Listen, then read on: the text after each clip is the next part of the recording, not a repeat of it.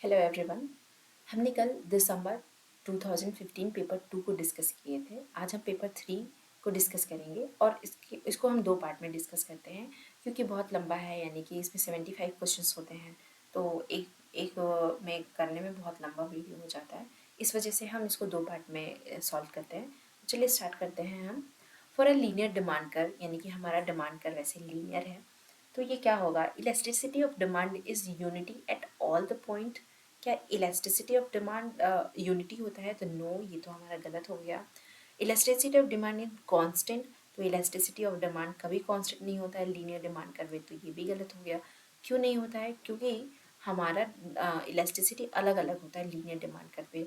जैसे कि अगर हम मिड पॉइंट की बात करें तो यहाँ पे इलास्टिसिटी एक के इक्वल होती है, यहाँ पे बात करें तो यहाँ पे इलास्टिसिटी ज़ीरो होती है, और वाई एक्सिस पे इलास्टिसिटी इन्फिनाइट होती है। और इसके ऊपर इलास्टिसिटी वन के अपर साइड में ग्रेटर देन वन होती है, लोअर साइड में लेस देन वन होती है। तो इस वजह से यहाँ पे बोला है कि क्या ये सभी पॉइंट पे यूनिटी होती है, कांस्टेंट होती है? तो नहीं। Elasticity increases as one side down the demand curve. अगर डिमांड कर्व इधर डाउन हो रहा है तो इलास्टिसिटी तो डिक्रीज हो रही है ना, डाउन होते होते जीरो तक आ गई है, तो ये भी गलत है। Elasticity increase one side down the demand curve, elasticity decline. तो ये हमारा ये बिल्कुल करेक्ट होगा कि जैसे जैसे हम डाउन में जाते हैं हमारी इलास्टिसिटी डिक्लाइन होती है। तो ऑप्शन नंबर डी हमारा करेक्ट है। नेक्स्ट है, a discriminating monopoly will charge a lower price. अगर हम पेपर इसी दिसंबर के ही पेपर 2 को अगर देखें तो इसमें सेम क्वेश्चन पूछा था, लेकिन हमें यहाँ पे पूछा था हायर प्राइस पे, और अब हमें पूछा है कि लोअर प्राइस पे प्राइस इलास्टिसिटी कैसी होनी चाहिए। तो ये ध्यान रखिएगा, अगर हाई प्राइस पूछे मोनोपोलिस्ट किस पे, अगर हाई प्राइस पे चार्ज करेगा तो प्राइस इलास्टिसिटी यहाँ पे price elasticity of demand smaller होगा।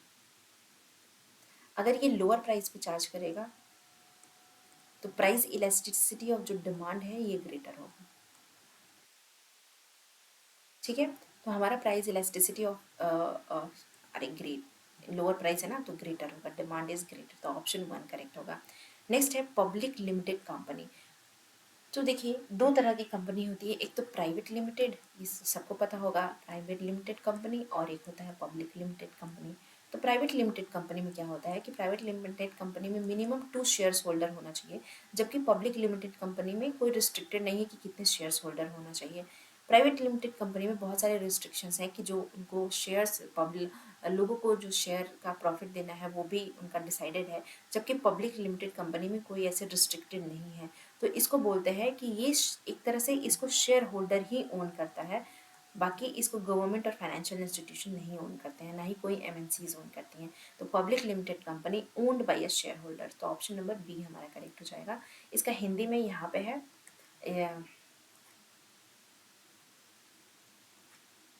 नेक्स्ट चलते हैं हम, between the two situation of a firm, profit maximisation and sale revenue maximisation, the equilibrium of a profit maximisation as compare to the sale revenue maximisation.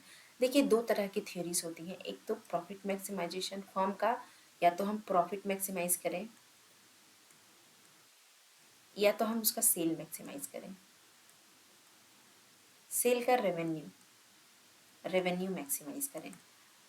अगर ये दोनों equilibrium में है तो profit maximisers maximising as compare to sale maximiser takes place, यानी कि profit maximising के comparison में सेल मैक्सिमाइजर टेक्स प्लेस होगा। तो इसमें क्या होगा, सेल मैक्स रेवेन्यू मैक्सिमाइज करना है, तो हम क्या करेंगे, लार्जर आउटपुट, हमें सेल रेवेन्यू को, मैंने जितना हम बेचते हैं उसकी रेवेन्यू को मैक्सिमाइज करना है, तो हम क्या करेंगे, लोअर आउटपुट को हम हायर प्राइस पे बेचेंगे।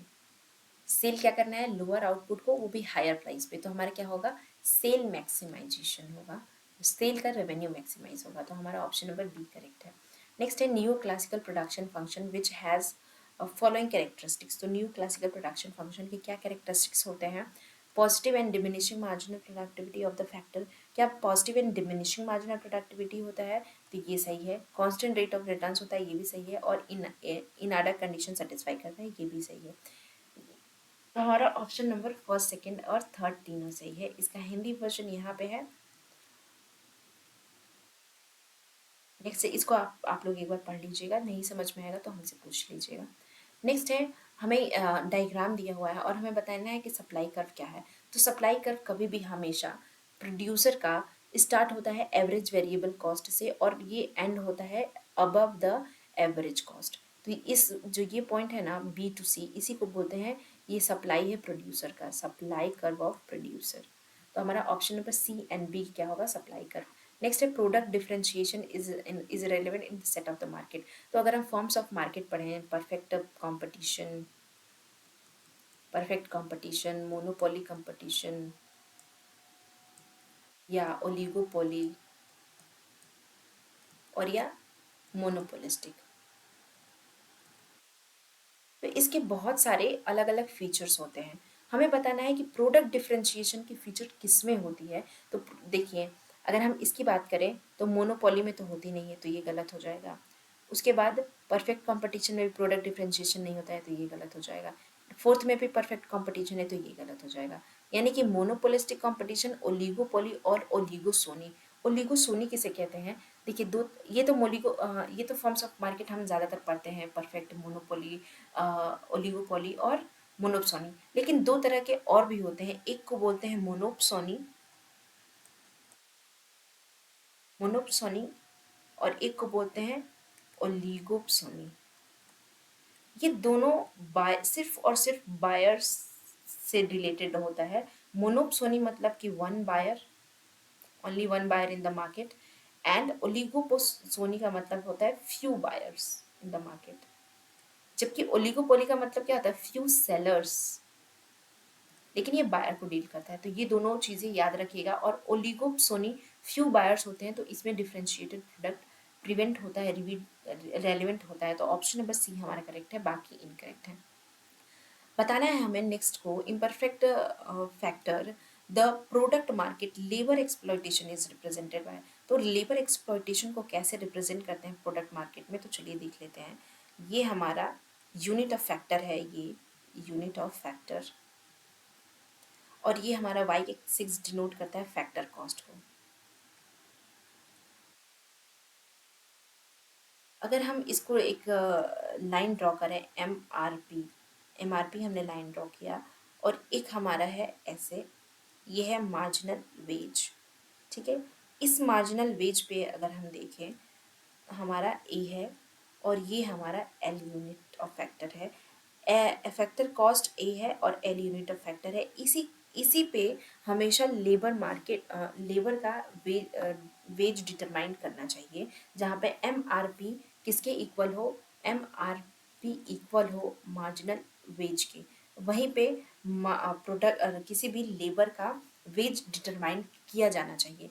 लेकिन हमें लेबर का एक्सप्लॉयटेशन कब होगा, जब हमारा एवरेज वेज पे डिसाइड होगा ये वेज। यानी कि लेबर को यहाँ पे वेज डिटरमाइन करना चाहिए, लेकिन जब उससे कम वेज यानी कि एवरेज वेज पे जब हम वेज डिटरमाइन कर देते हैं, तो जो ये पोर्शन है, ये ई है, ये एफ है, तो जो पोर्शन है हमारा यहाँ पे ए, ई, डब्ल्यू और एफ, ये पूरा पोर्शन डिफाइन करता है एक्सप्लॉयटेशन को। तो ये क्या है हमारा, लेबर एक्सप्लॉयटेशन।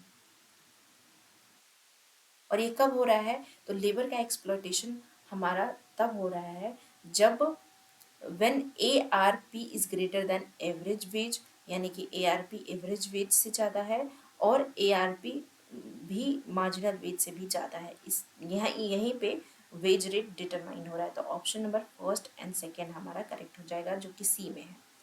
नेक्स्ट क्वेश्चन पे चलते हैं हम। ये इसका हिंदी में है, तो आप लोग एक बार इसको देख लीजिएगा, बाकी मैंने पीछे समझा दिया है।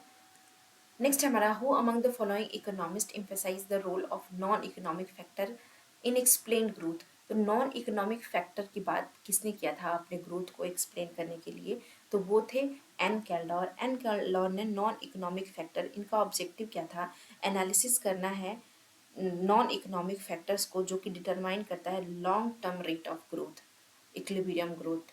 तो इन्होंने यूज़ किया था एन कैल्डॉर ने। नेक्स्ट है हमारा, which of the following is not a हीमोफ्यूमी उजवा condition for well behave production function. तो हीमोफ्यूमी उजवा कंडीशन की अगर हम बात करें तो ये एक कंटिन्यूअसली डिफरेंशिएबल की बात करते हैं अपने कंडीशंस में कि हमारा प्रोडक्शन फंक्शन कैसा होना चाहिए। तो इसके लिए ये कंटिन्यूअसली डिफरेंशिएबल प्रोडक्ट की बात करते हैं। हमें नॉट पूछा है तो ये तो नहीं होगा। बाकी हमारा x और फंक्शन ऑफ x ज़ीरो होना चाहिए और सेकेंड डेरिवेटिव निगेटिव होना चाहिए। तो वैसे भी अगर हम फर्स्ट डेरिवेटिव की बात करें किसी भी फंक्शन का तो वो ग्रेटर देन ज़ीरो होता है और हमारा सेकेंड डेरिवेटिव क्या होता है, ये लेस देन ज़ीरो होता है। तो ये तो हमारा सही है कि ये निगेटिव होगा सेकेंड डेरिवेटिव, लेकिन फंक्शन जो है कॉन्केव नहीं होना चाहिए। वेल बिहेव प्रोडक्शन फंक्शन के लिए ये कॉन्वेक्स होना चाहिए। तो हमारा ये सब सही है, बस ये फोर्थ वाला है जो कि गलत है। तो ऑप्शन नंबर फोर्थ हमारा करेक्ट हो जाएगा। नेक्स्ट है exponent of Cobb Douglas production function represent. तो कॉफ डगलर प्रोडक्शन फंक्शन क्या रिप्रेजेंट करता है, अगर हम इसको लिखें तो Y A alpha and K beta. यहाँ पे आउटपुट इलास्टिसिटी ऑफ फैक्टर यानी ए और share of factor income in total income, ये शेयर भी यहाँ पे दिखा रहा है। तो हमारा ये दोनों करेक्ट हो जाएगा, option A and option B. तो ऑप्शन थर्ड करेक्ट है। इसका हिंदी वर्जन यहाँ पे दिया हुआ है, आप लोग एक बार इसको देख लीजिएगा। नेक्स्ट हम चलते हैं, concept of scale of economies implies. तो स्केल ऑफ इकोनॉमीज क्या इम्प्लाइज करता है, ये इम्प्लाइज करता है constant technical coefficient.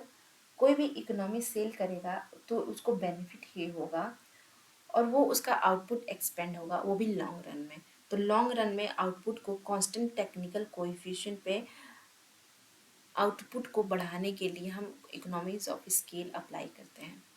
Option number पहले में ही हमें मिल गया। नेक्स्ट है कंसीडर करना है कॉफ डगलर प्रोडक्शन टाइप और इनपुट आउटपुट कैपिटल दिया हुआ है। हमें शेयर दिया हुआ है लेबर का और कैपिटल का, यानी लेबर का शेयर हमें 1/4 है और कैपिटल का शेयर हमें दिया हुआ है 3/4। उसके बाद हमें रेट ऑफ ग्रोथ यानी कि rate of growth of labour यानी rate of growth of labour हमें दिया हुआ है 8% and rate of growth of capital हमें दिया है 4%। और उसके साथ हमें जो न्यूट्रल टेक्निकल प्रोग्रेस दिया हुआ है ए, वो 3% पर एनम दिया हुआ है। हमें फाइंड करना है rate of growth of output. अगर हमें rate of growth of output यानी कि वाई फाइंड करना है तो इसको हम इस तरह से करेंगे, क्योंकि हमें परसेंटेज और रेट में दिया है। तो जो ए है, अगर हम इस ये है तो ये 3% होगा। फिर उसके बाद हमें प्लस करना, साइन लगाना है। लेबर का क्या दिया है 1/4 और उसकी rate of growth of labour 8% है, तो 8% से मल्टीप्लाई करेंगे, फिर प्लस का साइन लगाएंगे। कैपिटल है 3/4 और उसके रेट ऑफ ग्रोथ है 4%, तो 4% इसको मल्टीप्लाई कर देंगे। अब जब हम इसको सॉल्व करेंगे तो ये 3%, इसको सॉल्व किया तो ये क्या बचा 2%, और ये 4 से ये 4 कैंसिल बचा प्लस 3%। और जब हमारा वाई कितना हो जाएगा टोटल 8%। तो इस तरह से हम ऐसे क्वेश्चंस को सॉल्व करते हैं। तो 8% हमारा करेक्ट आंसर हो जाएगा। नेक्स्ट है हमारा which of the following condition is most likely to benefit a debtor under a new classical economist framework. तो डेटर यानी कि जो कर्जदार है, उस उसके लिए कौन सा ज़्यादा बेनिफिट होगा, तो वो होगा अनएंटिसिपेटेड इन्फ्लेशन। अनएंटिसिपेटेड इन्फ्लेशन का मतलब है कि उसको पता ही नहीं है कि इन्फ्लेशन आने वाला है, वो प्रिडिक्ट ही नहीं कर सकता है, उसको बोलते हैं अनएंटिसिपेटेड इन्फ्लेशन। जब उसको पता नहीं रहेगा और अचानक से पैसे की वैल्यू कम हो गई इन्फ्लेशन की वजह से, तो जो डेटर है उसको फ़ायदा हो जाएगा, क्योंकि उसने जो पैसे दिए थे अब उसके लिए वो पैसे जो क्रेडिट किया है, जो लिया है, उसका ज़्यादा नुकसान होगा, जबकि डेटर का ज़्यादा फायदा होगा उसके कंपैरिजन में। तो हमारा ऑप्शन नंबर जो फोर्थ है वो एकदम करेक्ट हो जाएगा। बाकी एंटिसिपेटेड डिफ्लेशन का मतलब होता है कि हम डिफ्लेशन को पहले से ही एंटिसिपेट कर लेते हैं, और एंटिसिपेटेड इन्फ्लेशन का मतलब होता है कि हम पहले से ही इन्फ्लेशन को एंटिसिपेट कर लेते हैं या प्रेडिक्ट कर सकते हैं। अनएंटिसिपेटेड एकदम जस्ट उल्टा होता है। तो हमारा यहाँ पे अनएंटिसिपेटेड इन्फ्लेशन करेक्ट ऑप्शन होगा। नेक्स्ट चलते हैं, इसका हिंदी वर्जन दिया हुआ है, एक बार आप लोग देख लीजिएगा, जो भी दिक्कत होगी आप बाकी पूछ सकते हैं कमेंट सेक्शन में। नेक्स्ट है हमारा which of which theory consume the increase in stock of money is directly spend on the goods. तो stock of money directly goods पे कैसे स्पेंड हो, तो अगर हम फिशर की बात करें तो फिशर ने एक इक्वेशन दिया था M V is equal to P T. अगर हम इस इक्वेशन को देखते हैं तो एम क्या है मनी, वी क्या है वेलोसिटी ऑफ मनी, पी है प्राइस और टी है ट्रांजैक्शन ऑफ मनी। इसमें इन्होंने v और t को कांस्टेंट माना था, v और t को कांस्टेंट माना था, तो m हमारा एकदम गुड्स के प्राइस पे ही डिपेंड करता है। तो मनी एकदम डायरेक्टली है गुड्स के उस पे। तो ये फिशर ने अपनी क्वांटिटी थ्योरी ऑफ मनी के उसमें ये इक्वेशन दिया था, तो हमारा ऑप्शन नंबर फर्स्ट ही करेक्ट हो जाएगा। नेक्स्ट है inherent model the economic growth if warranted growth rate is below, यानी कि जी डब्ल्यू जी एन से छोटा है तो मेंटेन करना है पॉसिबल स्टेडी स्टेट ग्रोथ को। तो ये क्या होगा एट वारंटेड रेट विथ।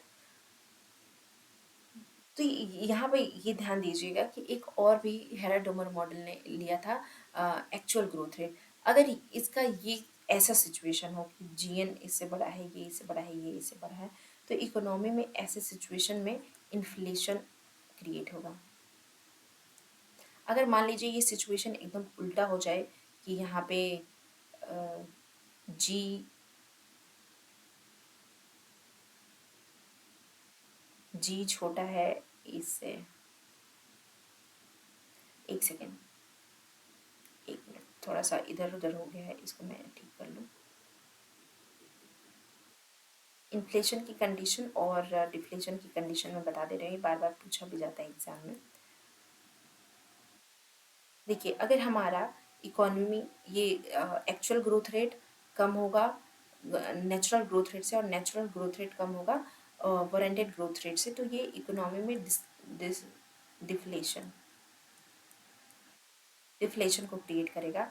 और यही अगर हमारा जी डब्ल्यू छोटा हो जी ए से एक्चुअल ग्रोथ से और ये छोटा हो जी एन से, तो ये इन्फ्लेशन को क्रिएट करता है। इन्फ्लेशन को क्रिएट करने का मतलब हमें पूछ रहा है कि अगर हमारा वारंटेड ग्रोथ रेट जी डब्ल्यू बिलो होगा नेचुरल ग्रोथ रेट से, तो ऑटोमेटिक ये तो इन्फ्लेशन की सिचुएशन है। तो ये क्या then possible to maintain steady state of growth rate at warranted growth rate with, तब कब पॉसिबल होगा स्टडी स्टेट ग्रोथ रेट को मेंटेन करना, ये तब पॉसिबल होगा जब कंटिन्यूअसली अनएम्प्लॉयमेंट इंक्रीज होगी, तभी पॉसिबल होगा स्टडी स्टेट ग्रोथ को मेंटेन करना। अगर ये तीनों एक साथ इक्वल हो जाए उसको बोलते हैं नाइफ एज इक्विलिब्रियम।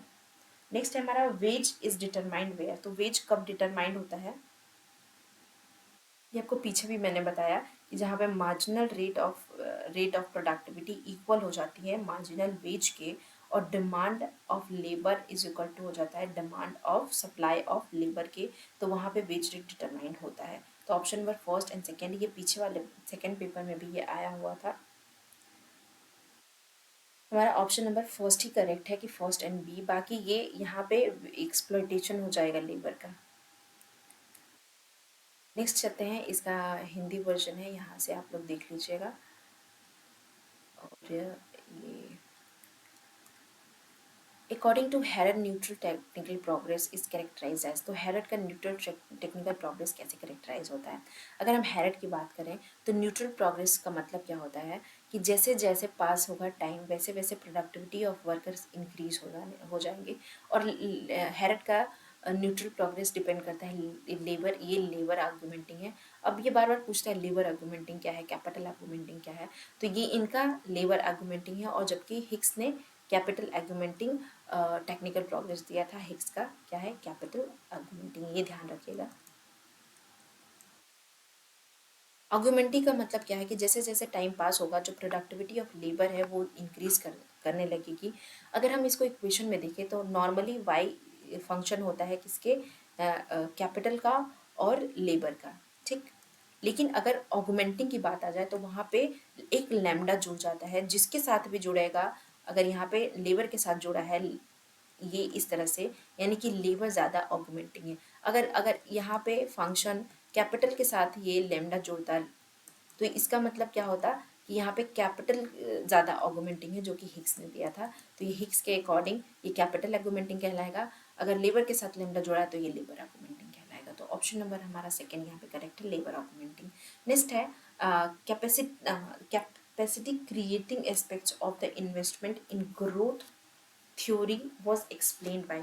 तो कैपेसिटी क्रिएटिंग जो इन्वेस्टमेंट थ्योरी है वो डोमर ने दिया था। और डोमर ने क्यों ये दिया था इन्वेस्टमेंट ग्रोथ को, कि डोमर का जो मॉडल है वो रिजॉल्व करना चाहता है कुछ कुछ क्वेश्चन के बेस्ड पे। यानी कि इन्होंने कुछ क्वेश्चन खुद से पूछे थे, अराइज किए थे, कि जैसे जैसे इन्वेस्टमेंट होता है तो इन्वेस्टमेंट क्या जनरेट करता है, इन्वेस्टमेंट जनरेट करता है इनकम को, और साथ ही साथ ये इंक्रीज करता है प्रोडक्टिव कैपेसिटी को।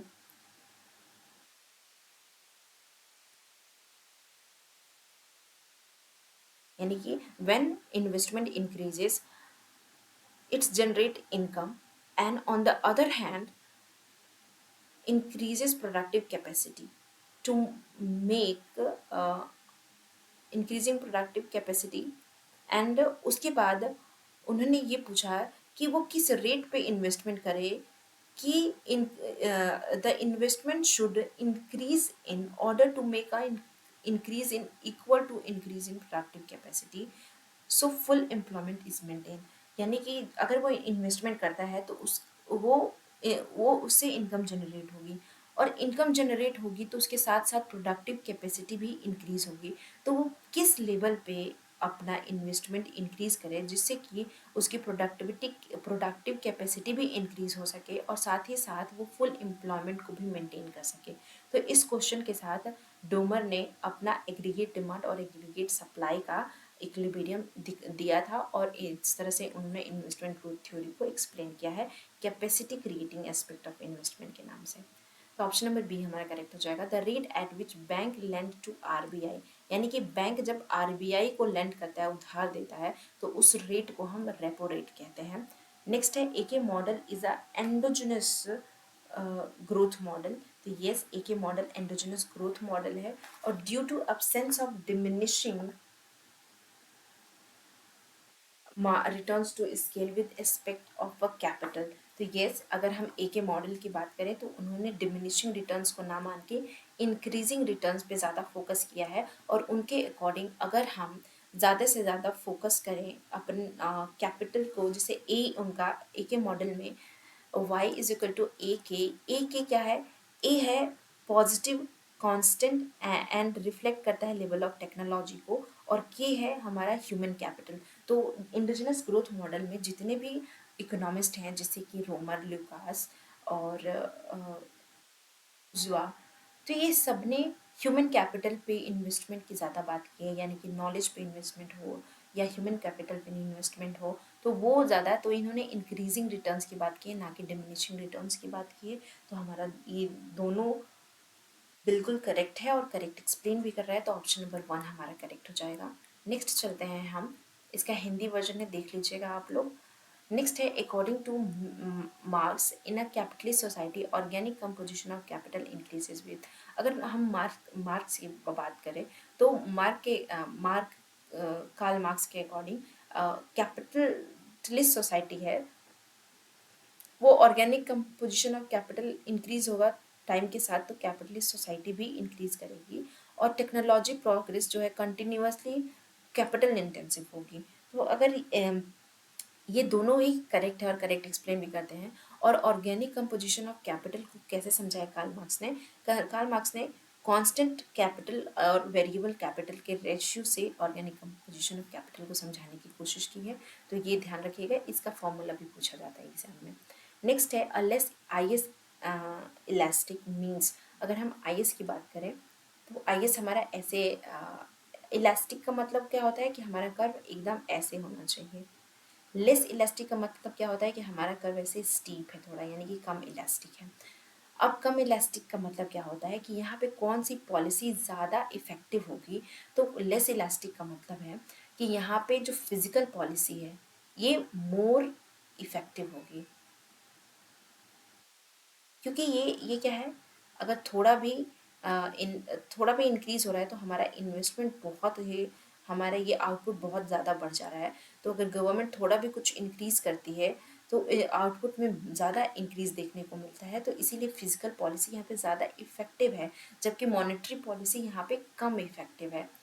और मॉनेटरी पॉलिसी, तो लेस इलास्टिक आईएस का क्या मतलब होगा कि मॉनेटरी पॉलिसी यहाँ पे लेस इफेक्टिव होगी। यस, और फिजिकल पॉलिसी ज़्यादा इफेक्टिव होगी, लेकिन हमें पूछा है फिजिकल पॉलिसी लेस इफेक्टिव है तो ये गलत हो जाएगा, और मॉनेटरी पॉलिसी मोर इफेक्टिव है, ये भी गलत हो जाएगा। तो हमारा ऑप्शन नंबर सेकंड करेक्ट है। नेक्स्ट क्वेश्चन, ये इसका हिंदी वर्जन है तो एक बार देख लीजिएगा।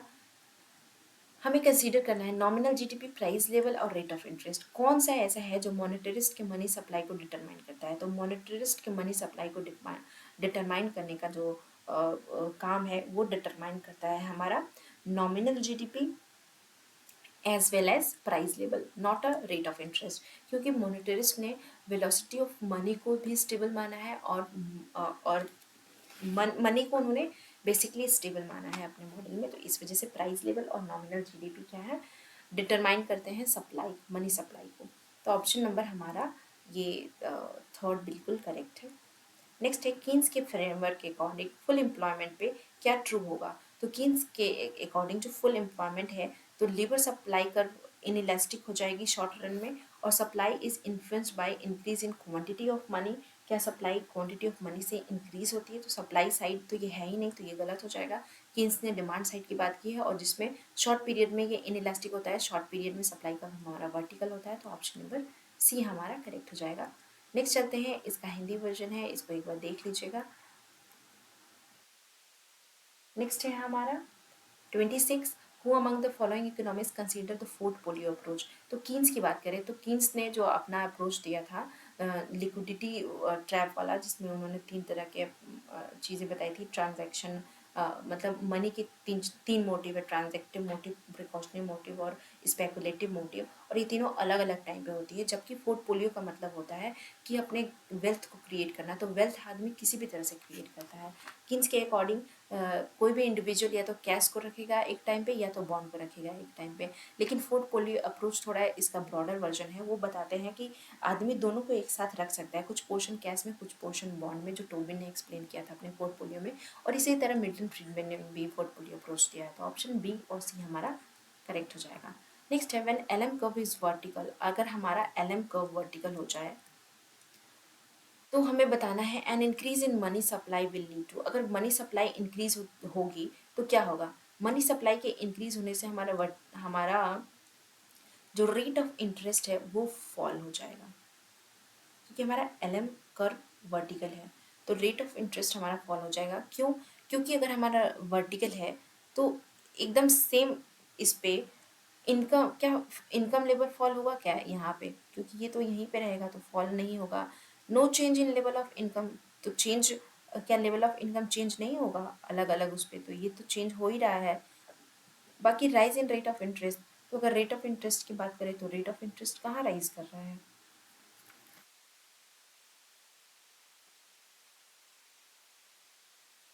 तो इसलिए ये हमारा ऑप्शन फर्स्ट ही करेक्ट हो जाएगा कि एल एम ये इंटरेस्ट है। Who among the classical believe the velocity of money is constant, अभी मैंने बात किया था वेलोसिटी ऑफ मनी को कांस्टेंट करने का जो काम है वो क्लासिकल बोलते हैं, यानी कि वेलोसिटी ऑफ मनी कांस्टेंट है ये बताते हैं classicals. Velocity of money stable है ये बताते हैं मॉनेटरिस्ट। मॉनेटरिस्ट और वेलोसिटी ऑफ मनी ना ही कांस्टेंट है और ना ही स्टेबल है ना ही प्रेडिक्टेबल है, उसको कीन्स बताते हैं। तो इस हिसाब से हमारा ऑप्शन पहला ही सही होगा, लेकिन अगर हम ऑफिशियल आंसर की बात करें तो उसमें चौथा आंसर सही बोला है, जो कि बिल्कुल गलत है। मॉनेटरिस्ट ने स्टेबल नहीं माना है, मॉनेटरिस्ट ने सॉरी कांस्टेंट नहीं माना है, उन्होंने स्टेबल माना है। ये इस उन्होंने स्टेबल बोला है। अगर हो सकता है कि पेपर में स्टेबल और कांस्टेंट को एक ही ट्रीट किया गया हो, इस वजह से फोर्थ ऑप्शन करेक्ट माना गया हो, लेकिन अगर हम इस तरह से देखें तो क्लासिकल ने कांस्टेंट माना है और इन्होंने स्टेबल माना है। अब ये दोनों चीज़ें क्या है, अब क्यों चौथा करेक्ट है पता नहीं। Which one of following is not correctly match, कौन सा करेक्टली मैच नहीं है। तो क्या long run consumption function permanent income hypothesis में बताया गया है, तो long run consumption function permanent income hypothesis में बताया गया है। Demand for money balance Fisher equation देते हैं। Real real balance effect Tobin portfolio theory, labour theory, no, real balance effect तो पैटिंगन्स ने दिया है ना, तो ये तो गलत है, यही करेक्टली मैच नहीं है, तो ऑप्शन नंबर सी हमारा करेक्ट हो जाएगा। नेक्स्ट है for Keynes demand for money which of following is correct. तो कीन्स के अकॉर्डिंग वो कैश और बॉन्ड दोनों को ही रखता है, लेकिन एक साथ नहीं रख सकता है, इस वजह से हमारा ये सही है। नेक्स्ट है crowding out will be emerge in the economy if the crowding out economy में कब इमर्ज होती है, तो क्राउडिंग आउट तब इमर्ज होती है जब हमारा गवर्नमेंट स्पेंडिंग बढ़ जाए और डेफिसिट फाइनेंसिंग को गवर्नमेंट क्या करे, ये कंट्रोल तो कर नहीं पाती है, डेफिसिट फाइनेंस गवर्नमेंट की स्पेंडिंग बढ़ जाती है जिससे प्राइवेट प्लेयर नहीं आ पाते हैं मार्केट में, इसलिए ऑप्शन नंबर ए हमारा करेक्ट हो जाएगा। बाकी इसमें ए करेक्ट है, इसमें ये करेक्ट है और इसमें ये करेक्ट है। नेक्स्ट है हमारा which of following is not true about the Y K A model, यानी कि ए के मॉडल में क्या ट्रू नहीं है, तो हमारा कांस्टेंट एक्सोजीनियस सेविंग रेट है और आई के मॉडल के अकॉर्डिंग, तो ये है सेविंग रेट, लेकिन non operation of diminishing returns of the scale, तो ये तो नहीं है। कांस्टेंट इंडोजिनस सेविंग ये भी नहीं है, तो हमारा ऑप्शन बी करेक्ट हो जाएगा। नेक्स्ट है consider the following statement about the make in India programme. अगर हम मेक इन इंडिया प्रोग्राम की बात करते हैं, तो मेक इन इंडिया प्रोग्राम में ये कंसंट्रेटेड है 25 इंडस्ट्रियल सेक्टर से, और ये 100% एफडीआई को अलाउ करता है। मेक इन इंडिया प्रोग्राम में एक तो पहली बात 100% एफडीआई को अलाउ करने का रेलवे इंफ्रास्ट्रक्चर में जो इनका मेन मकसद था कि कैसे करके ये लोग चाहते थे कि ज़्यादा से ज़्यादा यहाँ पे फॉरेन की कंट्री आए और यहाँ पे इन्वेस्ट करें, तो अगर एफडीआई पे ज़्यादा रिस्ट्रिक्शंस लगेंगे तो वो ज़्यादा नहीं कर पाएंगे, तो रेलवे इंफ्रास्ट्रक्चर प्रोजेक्ट में 100% एफडीआई को छूट दिया गया, तो ऑप्शन नंबर ए हमारा करेक्ट है। नेक्स्ट क्वेश्चन है हमारा, ये अभी मैंने समझाया आपको, इसको देख लीजिएगा हिंदी वाले बच्चे।